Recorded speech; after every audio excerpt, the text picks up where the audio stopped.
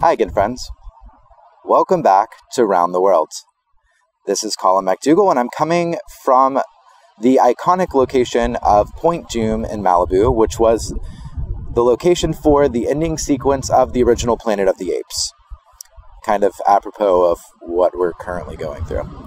All the state beaches in California are closed, and so I am currently standing on the concrete so that way I'm not disobeying the law.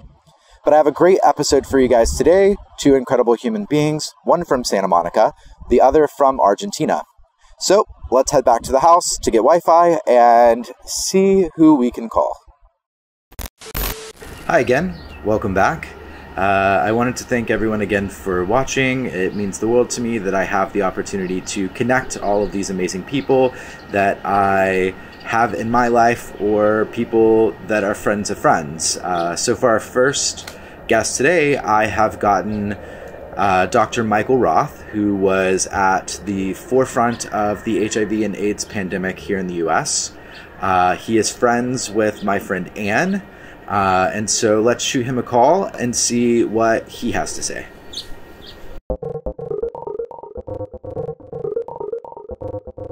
I'm Dr. Michael Roth.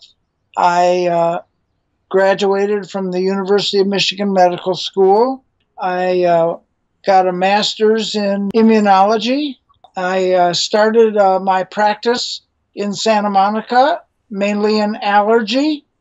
Because you were at the very forefront of what I consider one of the last one of the last pandemics that America has experienced where they didn't know enough about what was happening. What was it like at the very beginning with your patients and not having a name for what you were doing? The first one came into my office and he had what I thought was pneumonia because, he was coughing, short of breath. I sent him over to the hospital across the street. At Santa Monica Hospital. I had him admitted. He got worse and soon passed away. I was making rounds at UCLA. Sure enough, I found another patient with the exact same thing. And I realized there was something major wrong. I didn't know what it was. Now, we had been seeing quite a few patients with what we thought was intestinal amoebiasis. Again, we didn't know why. We had no particular thoughts about it other than, in the gay population, that was something that was certainly possible, and we treated it, and so be it. Things just seemed to come one after the other. So I got on the phone, and I called the Center for Disease Control in Atlanta, where my lab partner from University of Michigan, and I said to him, Jimmy, WTF is going on, with all of this stuff. And he said to me, Michael, we don't know, but it's all over everywhere. And we don't know what to do about it right now. I will get back to you as soon as I know. Wow. And that was the beginning of what we will call the AIDS epidemic. When biopsies were done and it was figured out that it was pneumocystis, we knew that Bactrim was the right medication. And we began on our long hunt. Right now, the National Institutes of Health, NIH, is stating that COVID-19, the pandemic we're currently going through, has 239 worldwide studies that are happening, clinical studies. Not all of them are even, 100% on the go yet. They're just being started. So what was your experience with the clinical studies that were happening during the AIDS pandemic and outbreak? There were no studies at the beginning because nobody even knew what the hell was happening. Yeah.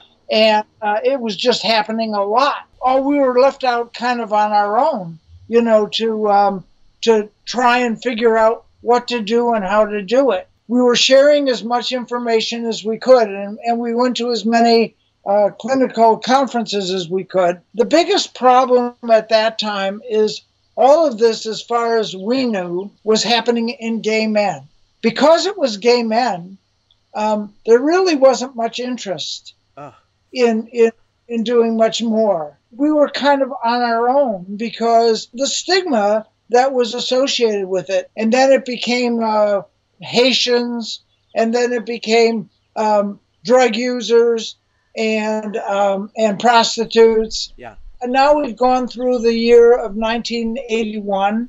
At the end of the year of 1981, I was given a call by a dentist, and he said to me, I have a patient I'd like you to see. We think that this person is allergic to Novocaine. And I said, let me get back to you in a minute. I called the university, and I checked it out, and then I called them back. I said, there are no recorded cases of Novocaine allergy. Wow. I said, what are her symptoms? And they said, well, she gets hyper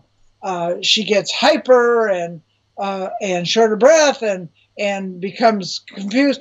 I said, how much Novocaine are you giving her? Yeah. And they said, well, it took about 4 or 5 shots before we could actually get her numb. Wow. I said, well, because in Novocaine is adrenaline. The reason adrenaline is because you don't want bleeding to occur. Okay? I said, well, she's having a reaction to the adrenaline. You're giving her 5 shots of adrenaline. Wow. I said, that's what's going on. They said, would you come over and see her? I said, okay, who is this patient I'm going to see? They said, it was Elizabeth Taylor. At that time, she said to me, her assistant called me and said, Elizabeth wants you to be her regular internist. Elizabeth Taylor is also historically so well known for being connected to Rock Hudson. Because I was her physician, I had known and met Rock many times.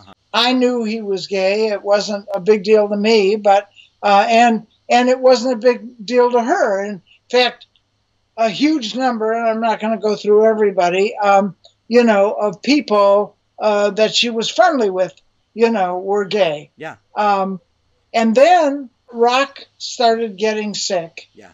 I went to Elizabeth and I said, you got to help. Yeah.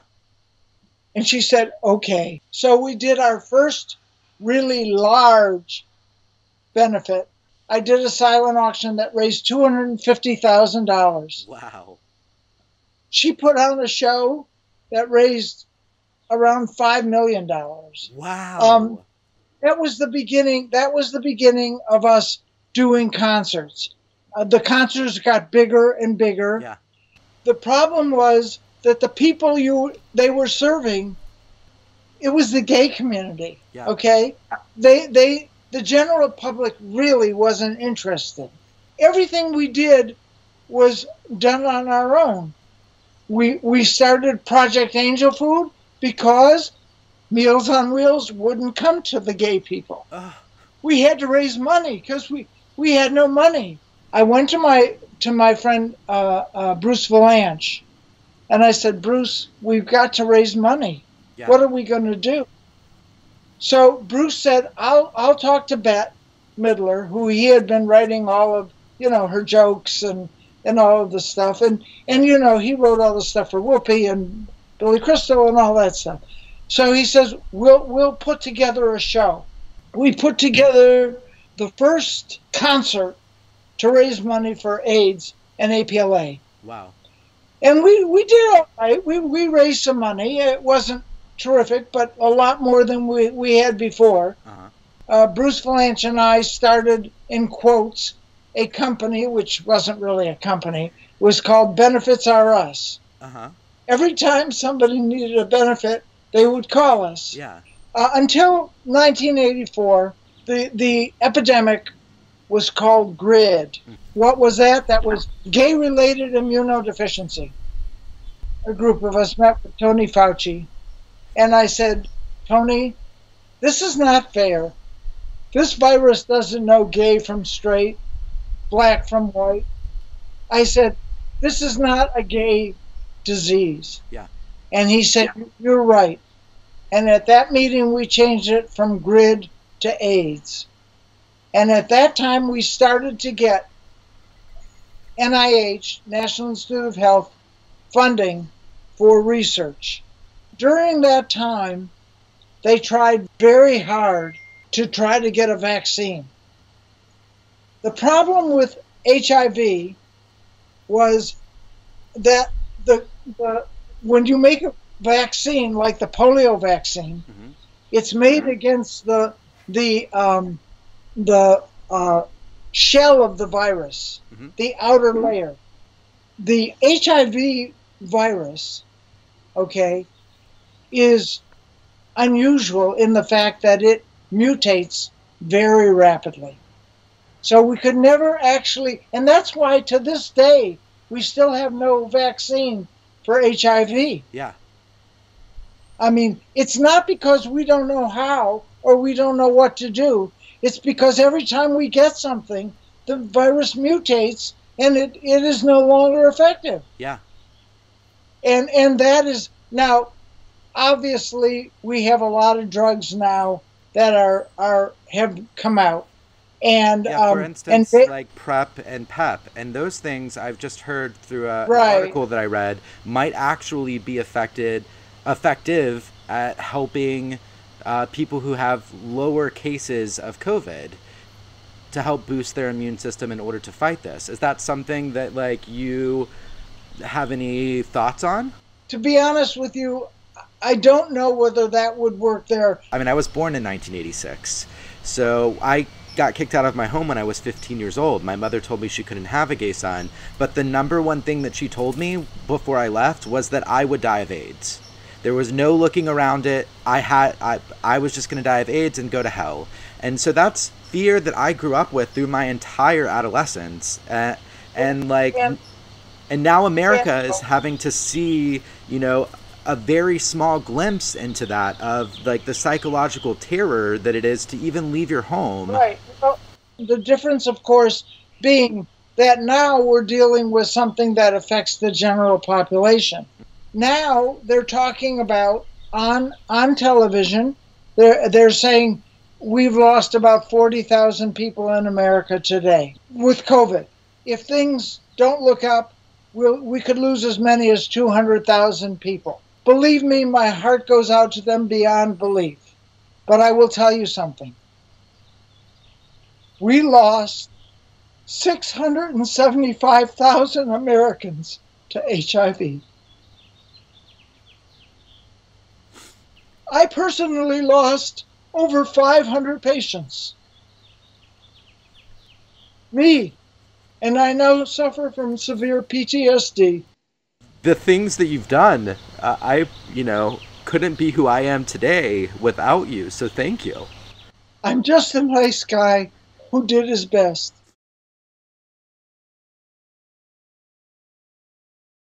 Now they're talking about taking antibodies from people who had COVID and putting them into people who are very ill with COVID, in trying to give them a booster to help get them better. Yeah.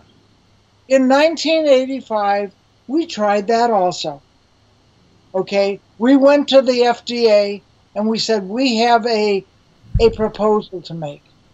We will take HIV patients that are doing fine, that did well, and that are not sick, and we will take their plasma.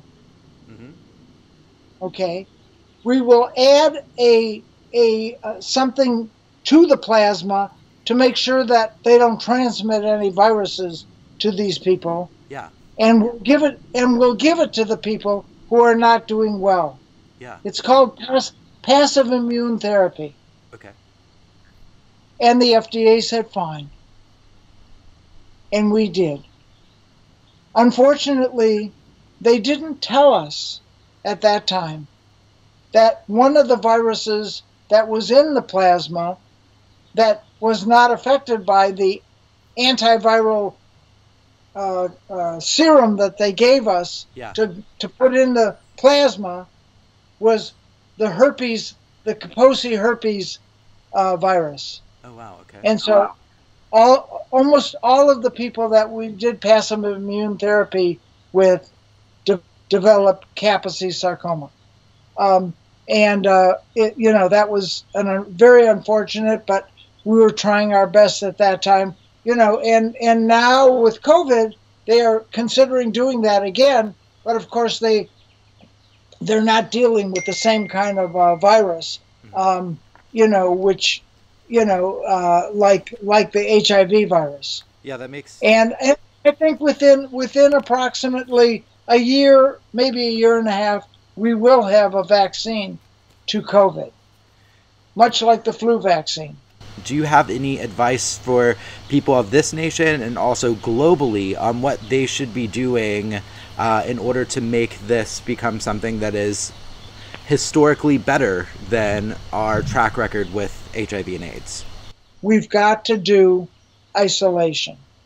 People have to stay home. Yeah. Stay in their house. And if they have to go out, there are many ways of going out without actually going out. If I go to a restaurant near me, I have them take the order and then bring it out to my car. And then when I get home, I throw the bag away and clean everything. And the food is fine, because it's cooked. Yeah. But the idea is there has got to be, I know people don't like this idea, but they must stay home. They can't, this is a respiratory. HIV was not respiratory. Yeah. Okay? And so if it were respiratory, 675,000 would have been a pittance. Yeah. It would have been 6,075,000. But the point is, it wasn't respiratory. Okay? Thank God. This is a respiratory, therefore it's easily shared. Okay? China, Japan, Korea, they learned that you've got to keep these people away. There is no other way until we get a vaccine or until we get some sort of a medical cure, and that will be a while because, to get a medical cure, you've got to test the drug. You can't just put it out there. The answer is not so easy. Yeah. We will find it, but you have to give the scientists a chance. They're working on it.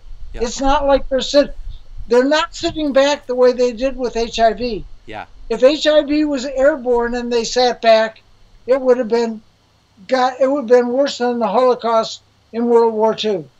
But it wasn't. It wasn't spread by airborne, and this is. So the only thing you can do is isolate. When you're born, you don't have an immune system. It takes about 6 months until you start to develop it, and that's when you start getting your immunizations as a child. That makes sense. Okay. Mm-hmm. But as you get older, into your 60s, 70s, and 80s, your immune system drops. That's why you see a higher incidence of cancer and other diseases like that, because they don't have the immune system to fight things. That's why they're particularly susceptible to this virus. Thank you so much again for giving this advice, giving us a glimpse into what it was like through the outbreak of the HIV and AIDS epidemic in America. I hope it helps people understand what is happening now and what happened then. Yeah. I hope people, are willing to accept the fact that we must, as a nation, as a people, do all of this together. Unlike we did before, we need to do it together, and we need to listen to the Tony Fauci's of the world and the David Ho's and the scientific people that are just saying to you, look, until we get something, you gotta stay away. Yeah. mind-blowing to me, the things that you went through and the links that you went through for my community. And honestly, I cannot tell you thank you enough, because it's my community too. Thank you. And believe me, you know, for the people out there, I thank you for being helpful. I thank you for listening, and I thank you for understanding that we're all in this together. I decided I wanted to call another friend of a friend down in Buenos Aires to see what they're going through down in South America. So let's give Mercedes a call and see what she's going through.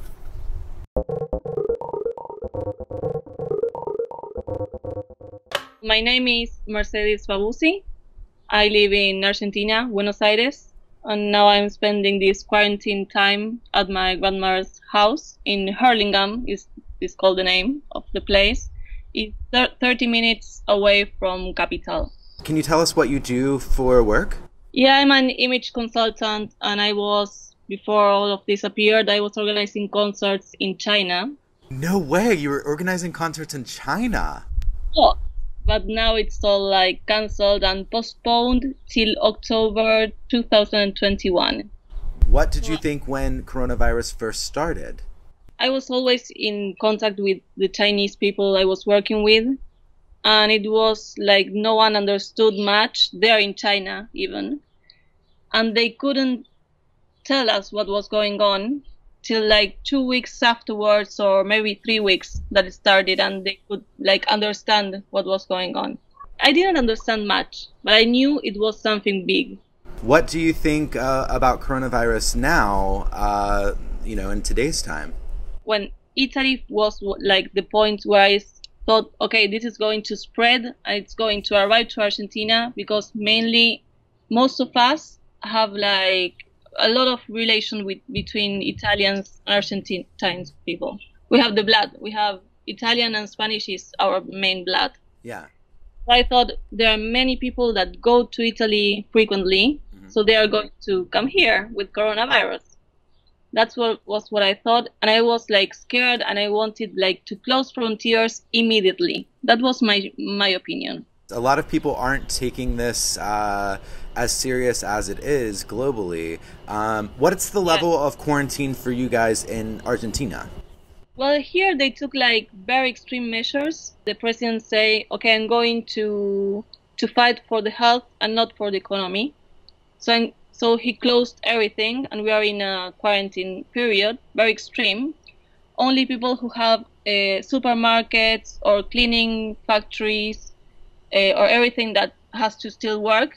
Yeah, because there's policemen everywhere that can stop you with the car. And if you don't have any authorization, that many people doesn't have, and they still go out, they can go even to prison. It's the same in Venice. They are, they have a fine if they go out, and if they test positive by a police officer that stops them, then they also go to prison. So it's the same in Argentina then. Yeah, there are 4,000 people in prison, 20,000, fines made. And we have only, supposedly, 589 cases now. Those are really big numbers. I mean, and that all started when? Like, when did your quarantine start? 8 days ago. Only 8 it was days? 8 days, yes. 8 days when we had 100 cases. Yeah. I was I was asking like the quarantine. If I was the president, if I were the president, I would have put the quarantine like with one case. One case is not true. We have more than one case when we have one case. People are just seeing these as numbers, and like they're not seeing the people who haven't been tested yet. They're not seeing, the cases that haven't come into the hospitals yet. And that they are infected, but they don't know it, because it can last for 1 till 14 days. 14 days without knowing you have the illness, but you still can spread it everywhere. Now here you're to listen the helicopter that's going to pass. I don't know if you can listen. It's going. Oh yeah, I can hear it a little bit. Yeah. It's looking if there's someone in the street. Really? Yes. They're literally that intense right now in Argentina that they're flying helicopters. The supermarket, but we shouldn't be like outside. We can't even like water the plants outside. Outside, not in my garden, but you know, the streets, that your property street. Here in Argentina, we have another situation, two situations I'm going to tell you. We have dengue. Dengue fever? Yeah, we have that. And here we have 4 million people who live in their houses and have no water. So they tell us, okay, you have to wash your hands, you have to clean the surfaces and everything. But these people, I mean, if the virus arrived there, it's completely a disaster. I'm with my grandma, but I'm not hugging. It's like a distance, just in case, because I go to a supermarket. I clean like everything, even if I'm with her in the house. I go outside to make the groceries or to the pharmacy, and I'm scared. I don't want to hug her. I don't want to kiss her. And so sad, but also you're doing the right thing by being cautious. What are the supermarkets and pharmacies like in Argentina right now? We have full stock. I prefer to go to small groceries, like here in the neighborhood, where not. If I go, there are maybe 3 people, and we can't go. They allow only 5 people to be inside at a time. So I prefer to go there.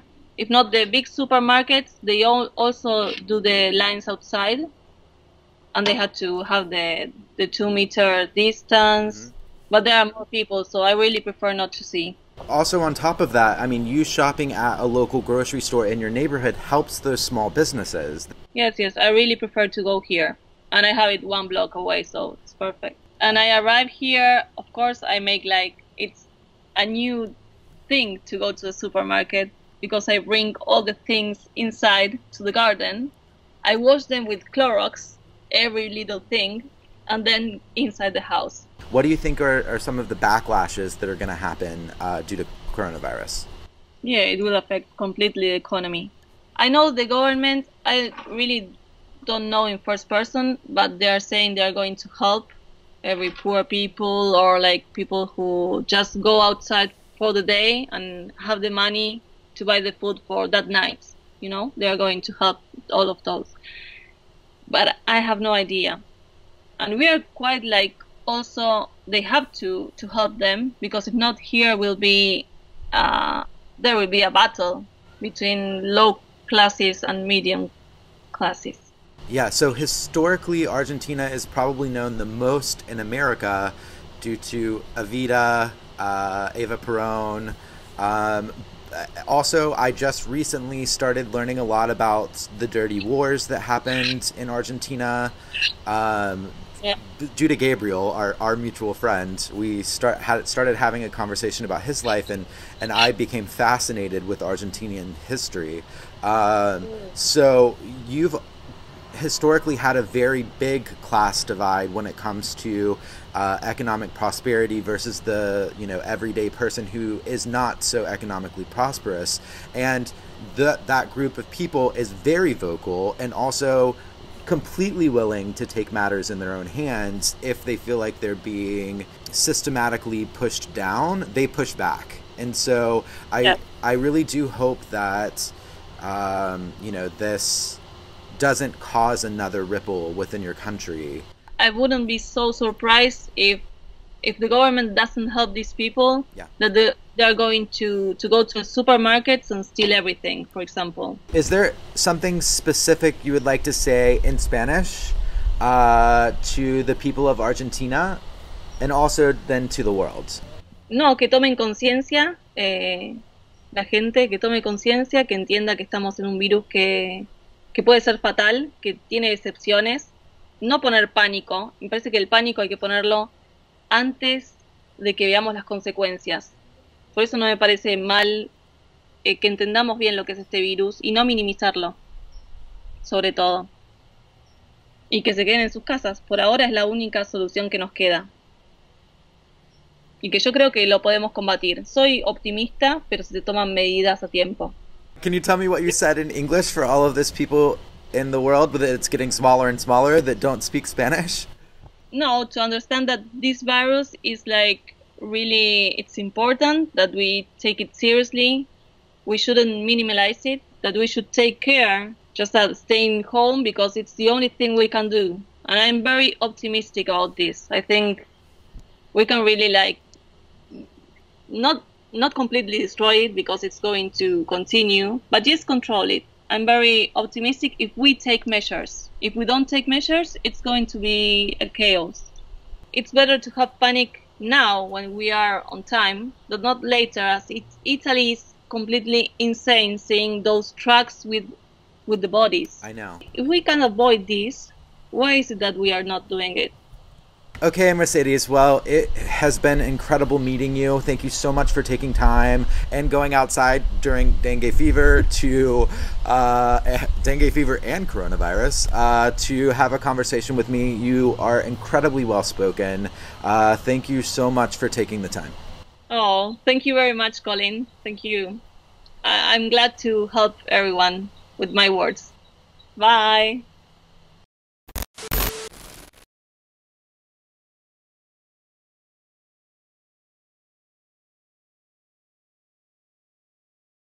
Hi again, everyone. I wanted to say thank you so much for watching episode 102, Don't Flunk History. I also wanted to take a second and chat about a section of Dr. Roth's interview in which he tells us a little bit about the medical trials during the AIDS epidemic here in America. He did call to attention a sort of perpetuation of Kaposi sarcoma that is now associated with HIV and AIDS patients. Please remember that medical trials are for the good of everyone, and it is not something that we can get right every single time on the first try. So even if there is a unrealized side effect that happens, we aren't specifically, and neither is Dr. Roth, stating that any governmental organization or any person is at fault. Medical trials are just that, a trial. I also wanted to take a moment to say hello and thank you to our incredible ASL signing translator. Her name is Diana MacDougall, and for those of you who don't know, we aren't actually immediate family, even though our last names are spelled exactly the same. We met each other at the Media Access Awards here in Hollywood. So that just goes to show you that every single day you walk down your life, you could meet a piece of your family that you had no idea existed yet. Diana is an incredible human being. Stop blushing, Diana. And she is creating a program in which deaf individuals will be able to sign ASL to their own community. So look out for that here on Round the World, a current event vidcast. And we will soon be having some of the first broadcasted deaf ASL translators in history. So thanks again, Diana. You're amazing. I look forward to working with CDIs. Okay, well, thank you. And again, thank you, everyone, for tuning in. Please remember to subscribe. I can never remember which side of the screen it's on. I think it's down here. Please subscribe. Look out for new episodes. Every time you subscribe, it helps us bring you more content. So we appreciate the click, and we hope that these are helping you through this very interesting and a bit scary times that we're going through. So have a great rest of your day. We'll see you soon.